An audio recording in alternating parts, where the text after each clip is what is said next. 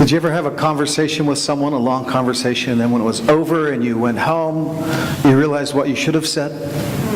That happens every time I preach. I think it's because I'm processing while I'm preaching and actually learning in the thing. And so last Sunday was our Independence Day kind of worship service, and the topic was the price for liberty or freedom is eternal vigilance. Right? If you don't pay attention and guard the freedom you have, you could lose it. And we looked to Galatians because the churches in Galatia were losing the freedom that they had in Christ. And I remember later in the day thinking, man, I wish at the end of the service I could have just walked down and looked people in the eye and said, ask this question, like, do you want to be happy? Right? Because this is the rub for Paul. If you live out of grace, accept God's grace for you, and then extend God's grace to everyone around you, you bloom with this stuff called the gift, the fruit of the Spirit, right? Love, joy, peace, and all that stuff. But if you live to the law, Paul is saying, if your whole worldview is kind of judging everyone all the time, then you bloom these works of the flesh, and the list of those is quite ugly, right? And so that's what the sermon is going to come down to. Maybe at the end of the sermon I'll come down and look a few of you in the eye, those who aren't paying attention, and say, what, do you want to be happy in this life or not? Do you want to be miserable? Because that's, I think, the rub. And that's what I'm going to try and communicate. Now, if you've already gotten the message, we can just go home. Okay, some of you didn't. Good. Trust grace. Despair is thought to be growing at epidemic proportions in our culture right now. In a time when we have more of everything that we could want, we have more despair than we want. And this ideal of grace, of trusting God's grace, is the antidote to despair. It's the way to discover joy, to wake up in the morning and be excited to be alive. Live by the Spirit of grace. Now, did you ever get into a bit of a downward spiral in life? You know, something happened, kind of put you in a funk, and you just lost your happiness, and then something happened again, and before you know it, there's this kind of avalanche of circumstances.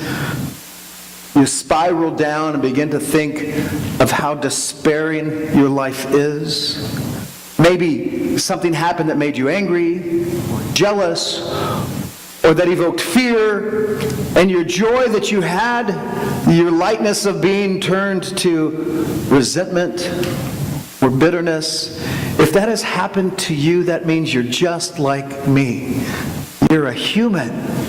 This is how we live. It's what we feel. But Christ offers us a way out of that downward spiral and a way back to peace and happiness.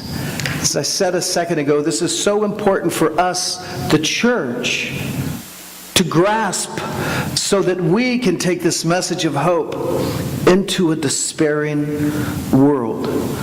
Well, to kind of get into this, I have a personal story that I can tell. Many years ago when I was newly married, and I wasn't as handsome back then as I am now, if that's what you're thinking. But newly married, and Marcy and I are about to have, I think, our 37th anniversary, so it's been a while. But we were fresh out of Bible college, newlyweds. I was probably living at home at the time Marcy and I moved in with my parents. Did any of you get married and move back in with your parents? Nothing is funner than, it's magical. But Marcy and I were looking for our own place, and this older couple in Modesto called me. They had heard that I could do some painting and asked if I would paint a house that they had, a rental house. And so I went to paint it, and when I saw this house, I was like, oh, this is the place, right? How magnificent. Matter of fact, I'm going to paint it, and they're going to just trade that for rent or something. And I got in this house. It was perfect. It was an older house, had built built-in everything. It was really cute and wouldn't be real costly. It was in a decent neighborhood there in Modesto. Yes, there are decent neighborhoods in Modesto. And so as I began to paint this, I got excited about the possibilities. I let Marcy know, and then, I don't know, maybe the next day I checked in with this delightful older couple, and they said, "Oh, Craig, we're so sorry. We already promised it to someone else." And that was just the first hit. I just felt the despair, just begin like, oh, this would have been perfect. And here I am thinking I was painting the house I was going to move into, right? It was exciting. And then would you believe I met the young couple that they had promised this house to, and they didn't deserve it in the least. Right? I don't remember her, but I can still see that guy's face. And he was probably a little younger than me. He had tattoos. He had a pit bull. And he had a bad attitude. And I'm like, no way. He's not going to be a good renter. I would be perfect. Right? But it was too late. And I remember just judging them like crazy. And of course my despair began to spiral down. You see, Marcy and I we were what would be considered the perfect, young, post-Bible college Christian couple. If you were going to rent a place, you would want us, right? And God knew that. And yet we missed this place. And so I got mad at God. I got mad at the older couple who never let me know this house was, and I got really mad at that undeserving couple who, probably busted out the windows within the first week. At least that's what I was thinking. And I began to spiral down, and it rattled my cage how upset I got. Right? Because there was a point at which I'm like, okay, Craig, you've gone too far. And I literally had to pray through this and give all of that disappointment to God and say, I'm really disappointed, but you have something else for me. And luckily it wasn't living with my parents another year or two. It happens to all of us. Sometimes we think we deserve something and we don't get it. And that makes us upset. Sometimes we think we don't deserve something and we get that, and that upsets us as well. Have you ever had something in life hit you in that way? Where you would look at the circumstances that have imposed themselves on you, and you say, hey, this is just not fair. You worked hard perhaps, but everything you had worked hard for, it just never lined up the way you had hoped it would. You did the right things and the wrong things happened. Maybe you worked hard and someone else got your promotion. Here's one. Maybe you exercised regularly, took good care of your body, ate right, and still got cancer. Wait a minute. It's not fair. Or maybe you received a letter of rejection from a university, a school, or an employer, or even on a loan application. Maybe you were putting a family get-together and one of your family members just didn't bother to respond, and that hurt you and you began to despair. Maybe you were just going through life happily, and then like getting hit from the side in an intersection, life just T-boned you and you had nowhere to go, and you begin to despair and cycle downward. Did you ever give all that you had to give, and it wasn't enough? And so you became bitter. You see, it's not that hard for us to resonate a bit with Cain in this story in Genesis 4. Not the murderous part, I hope, but the part that makes you think, hey, it's not fair. I'm going to eliminate the competition. And I don't mean actually eliminate them by taking their life. But I'm going to eliminate them by dehumanizing them, by judging them, by disregarding them, by seeing only their tattoos, I suppose. And with righteous indignation, we become like Cain. If we don't get what we want, if we don't get God's blessing, the one we think we deserve, we almost always blame another human being. It's in our DNA, this blame thing. Adam blamed Eve. Eve blamed the serpent. Cain blamed Abel. And the pattern continues throughout human history. And we go through our lives sacrificing for the future, worshiping God, and sometimes bad things happen. And tomorrow is not better. And instead of blaming ourselves or blaming God, we might turn and begin to blame other people.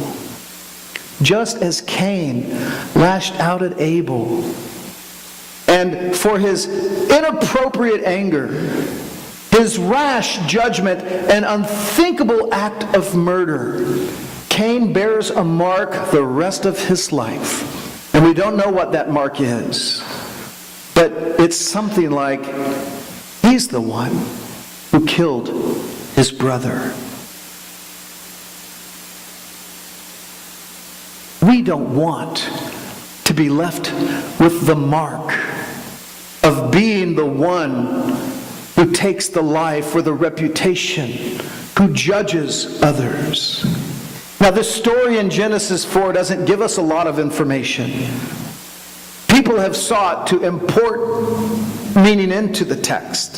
Some say that God rejected Cain because Cain's offering was vegetable and not an animal, thinking that God back then demanded blood sacrifice, but that's not in the text. And that kind of Levitical offering has not been instituted. Some think God rejected Cain because he had a bad attitude, and he certainly does after the rejection. But the text doesn't say that either. The text simply says this: God accepted Abel and his offering, but not Cain and his offering. And this caused Cain to become very angry, to say, really, it's not fair. In a way, Cain obeyed the law that he knew. He brought the offering of what he had to God. He was a farmer. He brought produce. Abel was the rancher. He brought livestock. Cain and his offering was not accepted. The result is his judgment of his brother, and the formula is too familiar in history. It goes like this: God judged Cain, so Cain judged Abel. It must be Abel's fault. Abel has to go. Cain now is out of alignment with God. The relationship has been messed up. And every time we get out of alignment with God, we look for someone to blame. This is the definition of living legalistically, or of the greater idea of legalism. Every single time we get out of alignment with God, we think it's someone else's fault. You live and obey the law as best you can, but you don't get what you want. So you lash out against others, because making them look bad makes you feel better. Or at least, that's what people think. Now, one of my kids, and none of them are in here today, so I could name them, but I won't. One of my kids was born with this as a genetic disposition. Got it from his mother, no doubt. But this kid of mine, every time this kid got caught, I almost said his name, so it's a boy. Every time this kid got caught, he would start pointing at the brothers and sisters. They do that, and he did that, and she did this, and never ever coming full circle to say, I'm sorry. But always making himself feel better by making others look bad. Well, we have disowned this child, and It's human nature. The Apostle Paul, in his letter to the churches in Galatia, is tilling this very same ground, talking about this very thing. Paul is making the point with no small amount of emotion that if you live by the flesh, by the law, he says, legalistically, pointing at others, your life will become like Cain's life, producing works of the flesh. And your life will be in opposition to the Spirit of Christ. This type of living, he says, leads to the works of the flesh. And while it may not lead to actually killing your brother, it certainly leads to anger, to hostility, to despair, to rejection, and lots of bad stuff. The list that Kathleen read a little while ago in Galatians is translated by Eugene Peterson in the Message translation. And boy, does he have a way with words. I'd like to read it out of his translation. He writes, "It is obvious what kind of life develops out of trying to get your own way all the time. Repetitive, loveless, cheap sex, a stinking accumulation of mental and emotional garbage." I like that line the best. "And a stinking accumulation of mental and emotional garbage. Frenzied and joyless grabs for happiness. Trinket gods. Magic show religion. Paranoid loneliness. Cutthroat competition. All-consuming yet never satisfied wants. A brutal temper, an impotence to love or to be loved, divided homes and divided lives, small-minded and lopsided pursuits, the vicious habit of depersonalizing everyone into a rival, uncontrolled and uncontrollable addictions, ugly parodies of community." I could go on, he writes. What a list. Holy smokes. Paul loves making these lists, but this one is horrible, powerful, and grows out of living the legalist's life. Cain is an archetypical figure in human history. Everyone in Genesis is to a degree, and Cain is the perfect legalist. The legalist always hinges their life on the question of fairness. It is the first full sentence some kids learn. It's not fair. Because living according to the law, living legalistically, means everyone must follow the very same rules. But here's the rub. Not everyone gets the very same outcome. So the legalist who sacrifices faithfully to God, bringing their gifts, their talents, their time, when they do not get what they think they deserve, they always lash out at other people. And this always leads to something like a metaphorical homicide. And I don't mean the legalist kills. However, every legalist person judges other human beings. They see them as beneath themselves, as unworthy, and even sometimes judge them to hell. You can see it on the placards held up on the streets sometimes.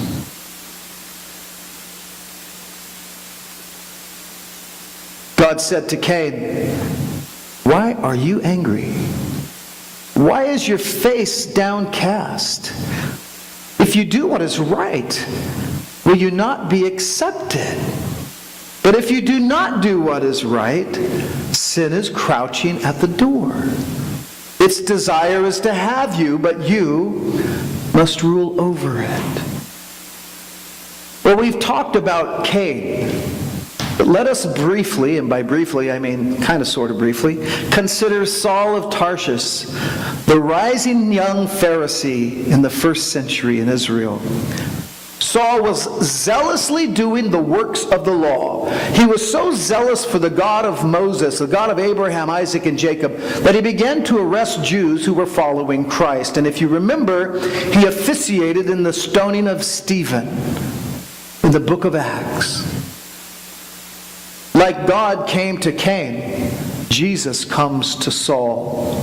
On the road to Damascus, where Saul is going to arrest other Christians, Jesus comes and in effect says to him, Saul, what you're doing, you're not doing for me.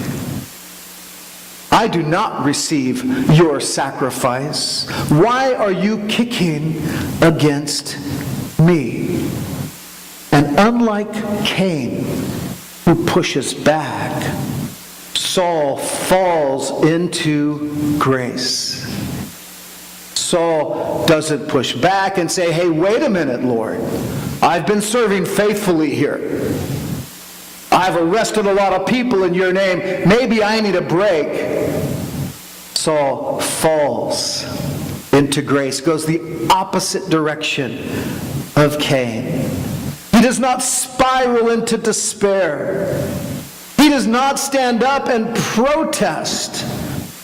He rises in humility with the increasing knowledge that God has forgiven him of his sins and has chosen to pour out his grace and his Spirit on Saul's life.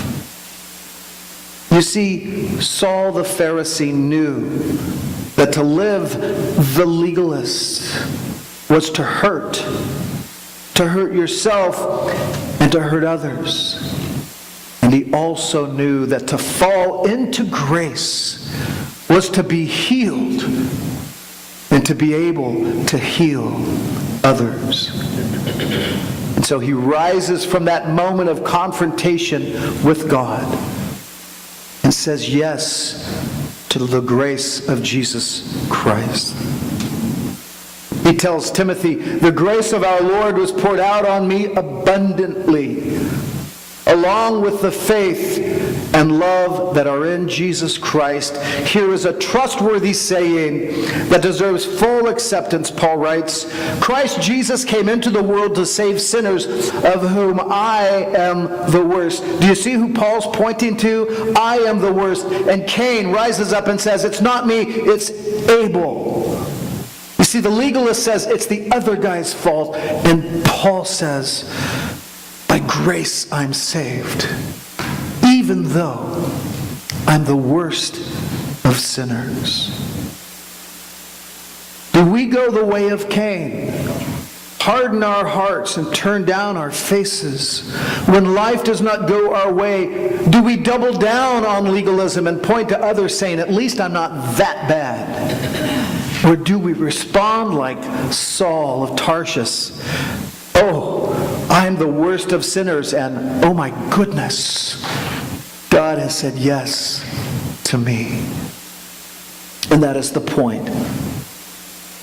You've all been listening, so I'm not going to come down and look you in the eye.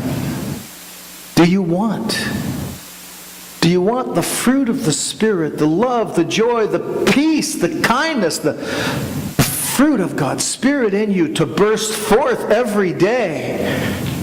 Or do you want those works of the flesh to continue to float around in your soul and pollute your spirit? You see, the fruit of the Spirit comes from receiving and living grace. God's grace to you and your grace to everyone else. But the result of living in the flesh, Paul says in Galatians, the result of living by works is to judge everyone else and to be categorically despairing. The antidote for despair is to fall into grace and to rise and give grace to everyone around you. Said another way, trust Jesus.